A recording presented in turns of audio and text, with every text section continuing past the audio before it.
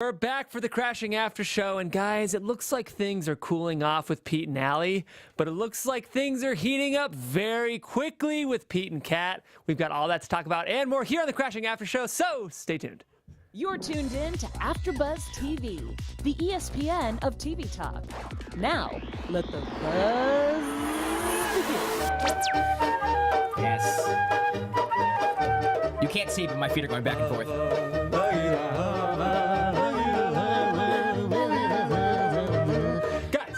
Welcome to the Crashing After Show here on AfterBuzz TV. We're, of course, featuring a traditional Jewish wedding romp because we had a traditional Jewish temple service with stand-up comedy featuring our very own sweet Pete Holmes. Guys, this is the Crashing After Show. We'll be talking all about it today. Again, this is coverage for Season 3, Episode 2, the temple gig. But we're here every week covering the show, and I'm not alone because I'm joined by Mina.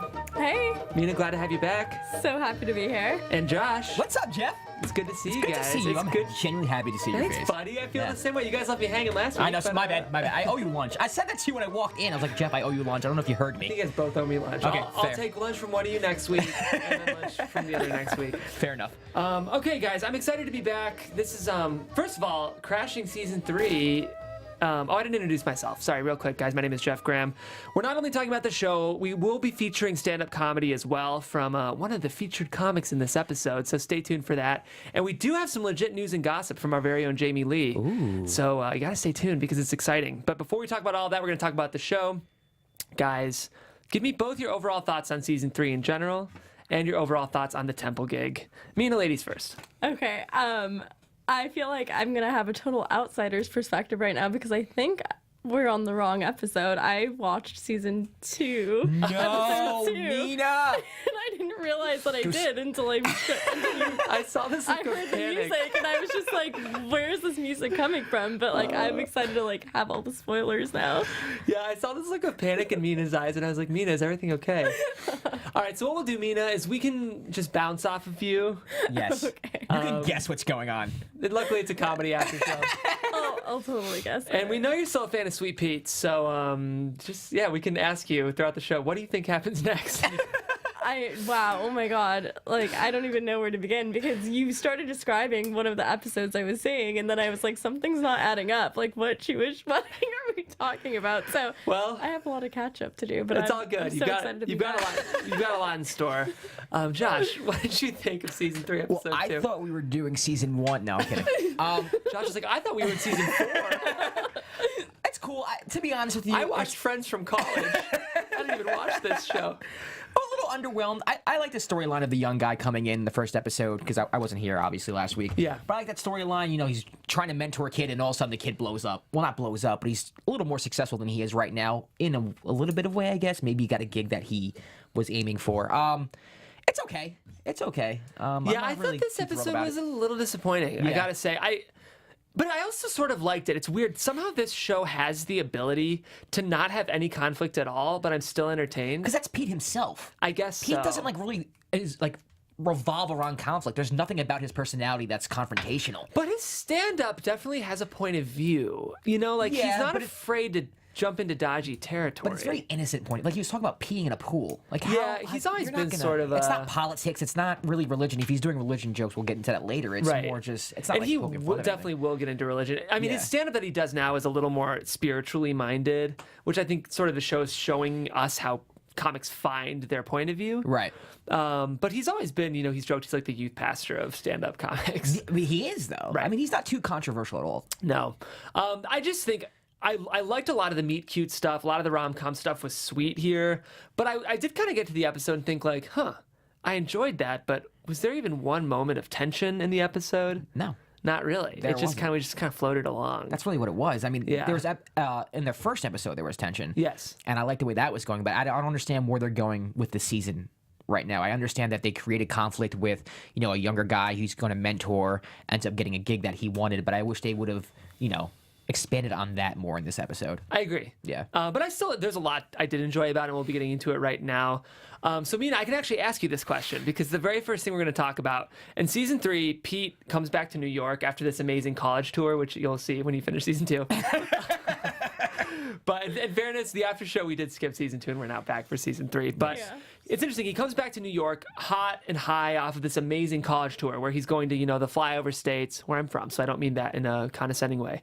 But he is killing it at colleges, comes back to New York, and it's almost like he's now the small fish back in the big pond. He can't find work.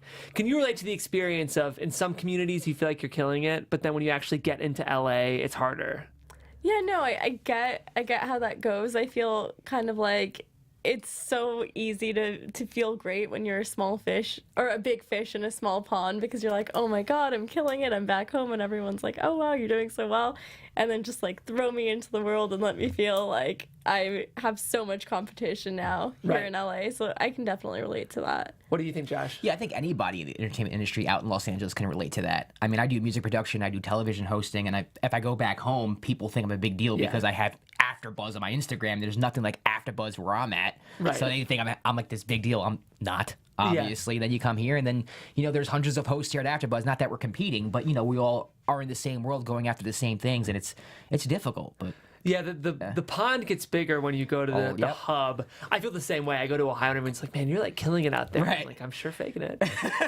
But it's interesting to see Pete struggle with that. And even, going to the laundromat where Jermaine Fowler's character, he has a different name in the show, but Jermaine Fowler, who is, of course, we've seen him a bunch, hilarious, black comic, is now hosting his own show, and Pete can't even book on it. That's sad. Yeah. Especially, I could understand if, it was for that day and he said, no, I can't get you today, but maybe next time. But he didn't say next time. He said, 2 or 3 months, right? Didn't he say months? Was it? Yeah, he said 2 or 3 months, yeah. Oh, poor Pete. Damn. Poor Pete.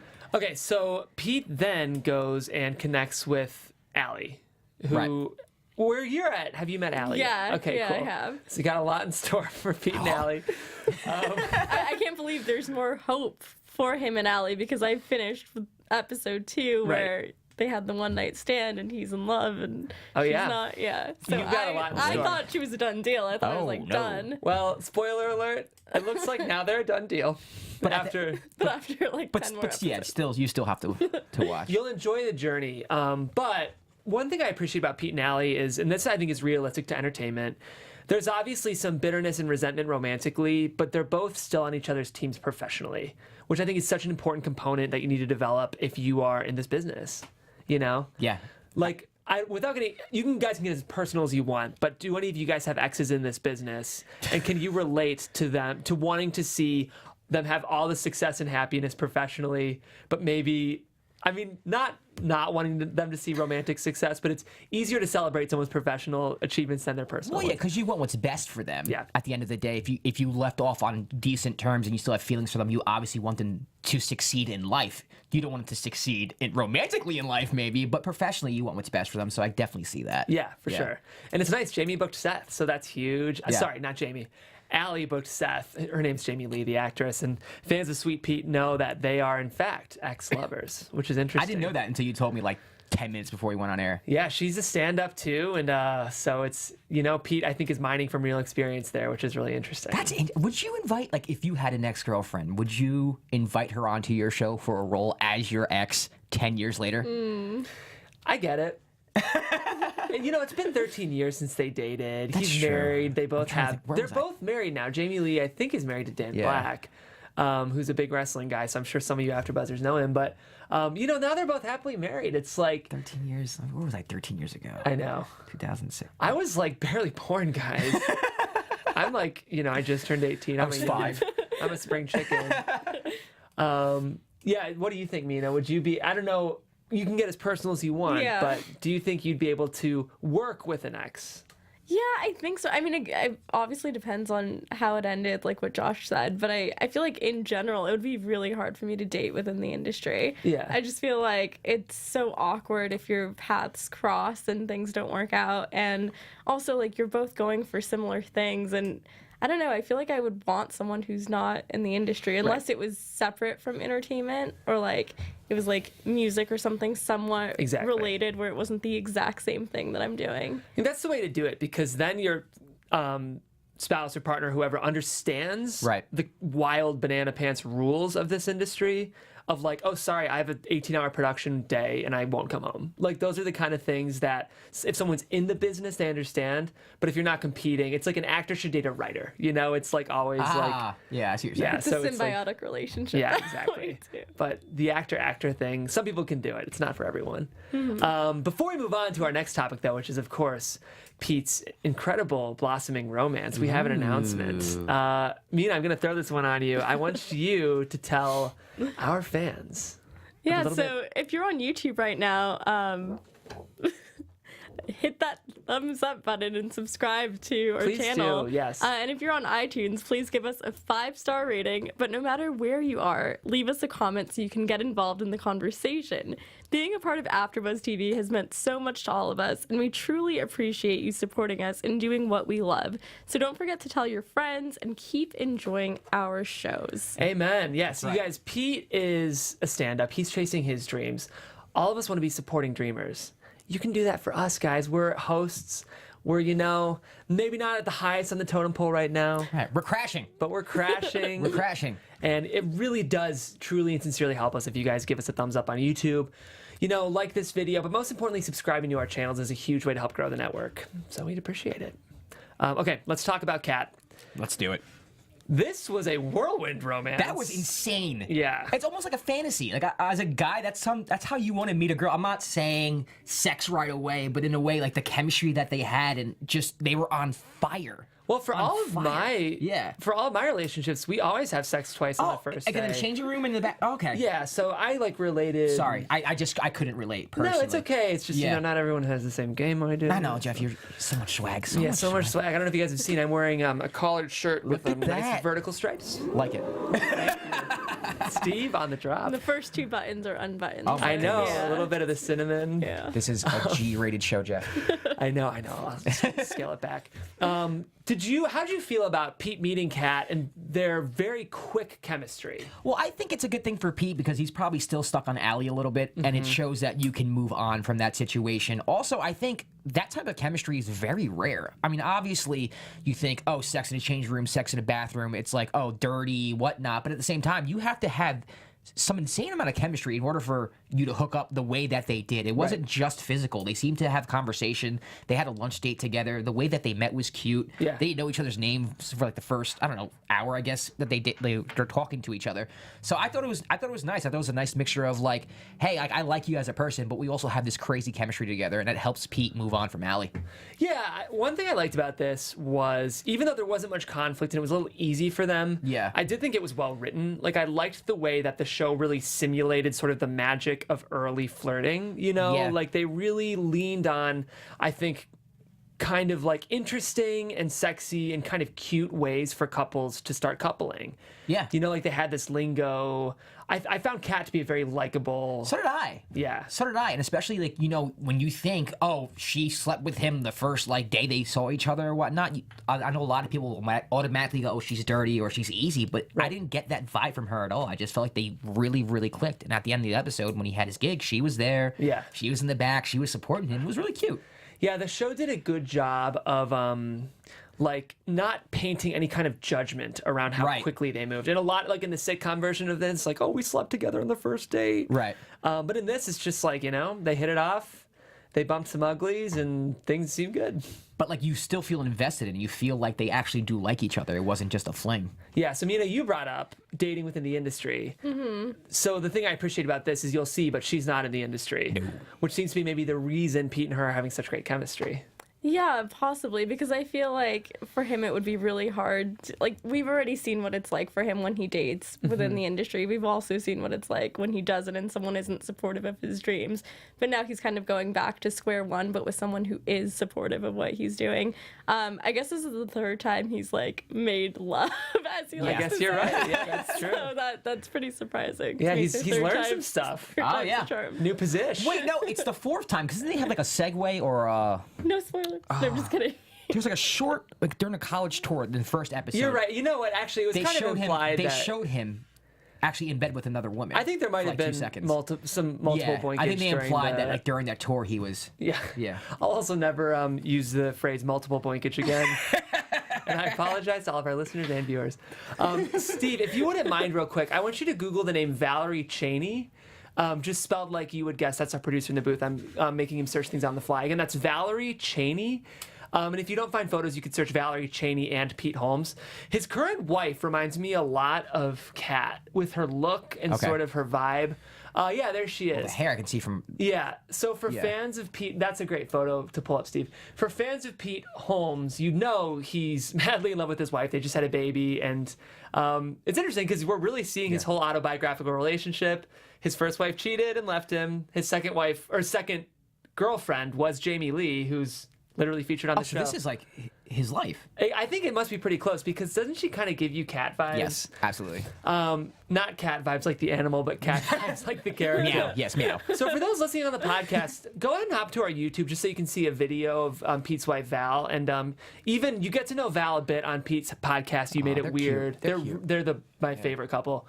But you do personality-wise, you can definitely see some similarities. So interesting stuff. Okay, final topic, guys. Pete books a gig at a temple. This went very well, and I did not expect it to go well. Yeah, neither did I. Especially when they showed him in the synagogue, and they said that if someone passed away, one of the family members passed away, and they showed the old woman crying. Like, oh god, this is not going to be good. But he killed it. He did kill it. I will say, I would have almost preferred the version where he really bombs. Yeah, I'm expecting him to bomb. I thought he was going to bomb the first episode too. He hasn't bombed yet this season. Yeah, the way the first episode handled it was like he was good, but just not right. And this, he was good. And he's finding his voice. But I think it was such a breezy episode. I was ready for the hammer to fall. Right. Some type of conflict or something like that. Yeah. Yeah, not much, but that's okay. Because it was good stand-up. I enjoyed the other sets, and I will say I enjoyed Pete's set a lot. Yeah. I don't know how you felt, but I thought it was funny. Me too. Climbing out the mountain to get better service. Yeah. If God is everywhere, why do you need to climb a mountain? I think that was really funny. So to catch you up, Mina, this was like a sort of religious temple. It was a synagogue. A synagogue, yes. Yeah. And Pete was doing stand-up for a big event in front of a huge congregation of Jews. If you don't mind me asking, you can feel free to answer or not. Did you grow up with religion at all, or? So I'm Muslim, and I feel like I grew up in a conservative household, not necessarily a super religious one, but I do have memories like going to the mosque every once in a while. Definitely. And like getting presents and stuff. For sure. That's other than that. I mean, guys, that's all part of it. Everyone gets presents for their religion. But I think you'll enjoy this episode because basically Pete came in sort of as the goy. Like he had the Christian worldview, but did a great job of bridging the gap between Judaism and Christianity in a way that was funny. He really charmed the crowd. So. Jeff, I know you have experience with growing up in church. Did you ever have anything like that? A comedian coming to a service and doing a stand-up? Not in a service, but like I would go to a lot of like conferences, like big, like honestly, if anyone can relate to this, I'm sure Pete Holmes could, because we both grew up in very like evangelical, like acoustic guitar playing type of Christianity. I always say I'm the kind of Christian that South Park makes fun of. That's how I would describe it. But yeah, when I was like in college and would go to like like youth, I guess we weren't youth anymore, but like big like Protestant conferences and like meeting other young Christians. Sometimes they would bring in like Christian stand-ups. Okay. And sometimes it was funny, sometimes it wasn't. But Pete does a really good job of getting to the real humor of religion, which is observational, I would say. Yeah, I agree. Yeah. So at the very end of the episode, Pete gets the chance to meet the rabbi, which is, a huge honor. And you watch Mrs. Maisel, right? Yeah. It's kind of like that. We got the rabbi. It's one of those moments, I would say. But Pete Bale, so he can go hang out with Kat. Yes. Something there. Something there. I don't love that Kat's a smoker. What are you doing, Kat? And speaking of Kat, I've got great news, guys. The actress who plays Kat is going to be here next week. Ooh. Yes. Exciting stuff. Madeline. So we're super excited to have her, and Madeline Wise, she will be here sitting at this table with us. Nice. So nice. We're looking forward to it. Okay. Anything else about the episode that I've missed, Jash? No, you covered everything. It wasn't an eventful episode, like you said. There was no conflict whatsoever. I think Kat is going to be a character for the rest of the season, which is cool. I like her. I like their dynamic. I think that's what the episode was mainly about, was just their dynamic. And the synagogue gig, I thought wasn't going to go the way it did, but it did, and it was great. Yeah, nothing to talk Everything's about. great. Everything's great. Everything's great right now. Which Okay. means, episode 3. Well, are we doing predictions? We'll wait. We'll save those predictions. We have a couple more segments. We'll wait. First, we're going to watch some stand-up from Modi Rosenfeld, who was featured during the Temple gig. Let's watch that right now. Cool. doing nighttime in Kosovo over here. How's it going? Look at this, look at this. I've been to Europe, I've done Europe. They booked me for a show, I'm not making this up, in Paris. I don't know why no one had a sense of humor there. No one here's from Paris. Let's talk about them for a minute. I've come to the conclusion the French have got to be the most miserable tourists, at least, that visit New York City. They're the only ones, if you've ever been there, they just don't get into New York. They compare New York to wherever the hell they're from. You see them walking around, je pense qu'il fait très bon, c'est que c'était la Fifth Avenue. C'est le bourgeois américain du restaurant et au bon pan. Ce n'est pas bon, c'est ma bonbon. But when I tell you the French don't get New York, I'm not making this up. The other night, we're out to dinner in New York. My friend brings along this French kid named Henri. Fucking Henry. The kid tells me everything in New York is different from Paris. I said, what? He said, even the Chinese are different. They are short, they are round, they have black spiky hair, and they speak Spanish. I said, those are Mexicans, you idiot. That's good. Funny stuff. That's an example of how delivery can really sell stand-up, you know? Absolutely. Because I feel like that's material that we've maybe heard, here and there, but he's such a good salesman. Yeah, it's basic material. It's nothing thought-provoking, but it was funny. I think his delivery was on point. Yeah, he's super passionate when he speaks too, and he really gets into it. And I really do think it's all delivery. Yeah, he brings that kind of specific Jewish energy that I think is such an essential New York part of Jewish energy. That New York Jewish energy, yeah. Which is I think the show was kind of leaning into this episode, and I'm glad because there's a huge tradition of comedy in Judaism, and for those of you guys who might be interested, I'm also on the Marvelous Mrs. Maisel panel, and this season they've really especially leaned into the Catskills and the Borscht Belt, and just we did a segment on the history of comedy in Judaism. A lot of it's a reaction to anti-Semitism and having to find other ways to make yourself relevant in this country, which is super interesting. So. I heard that show was amazing. I got to check that out. Mina watches it. Yeah. It's really, really, really good. Especially if you like this show, you'll definitely like Maisel because it's another stand-up based show. Cool. I've got some news. Oh! AfterBuzz TV News. So Jamie Lee, who plays Allie on the show, big news for her. 3 days ago, it was reported in Deadline that she, in fact, sold and is developing a pilot for Freeform. Hey! The show's called The Girlfriend. It's a new take on the rom-com. It revolves around Crystal Chase, a 30-something toiling away in Bakersfield, California. Isn't that where you're from? No. No, not at all? God, no. Whenever you call, it says Bakersfield on my phone. Oh, does it? Yeah, that's not me. Is Well, that at least close? Are you close? No. Not at all? No. All right, that's well, that's the end of the show, guys. Thanks for... a 30-something toiling away in Bakersfield, California, whose life is turned upside down when she meets the one. Too bad the one is the prime suspect in his wife's mysterious disappearance. Ooh. This is a subversive romantic comedy about a woman struggling with her soul as she evolves from a local nobody into the infamous girlfriend. She wrote the pilot and is executive producing the show. I know. I really like Jamie Lee. She's a good stand-up, too. So Good for her. That's all the news I've got. All right, well, that sounds exciting. Shall we predict? Let's predict. Great. And now, your AfterBuzz TV. Still freaks me out. I've been at AfterBuzz 3 years, and every time I hear this, it freaks me It's a out. little intense. It's a little intense. Okay. Mina. Yeah, I have the most insight out of all of you guys. You know what I would right like, now. though, Mina? I want you to predict what you think is going to happen in season 2, and then Josh and I can sit here and quietly judge your predictions. Yes, 'cause we know.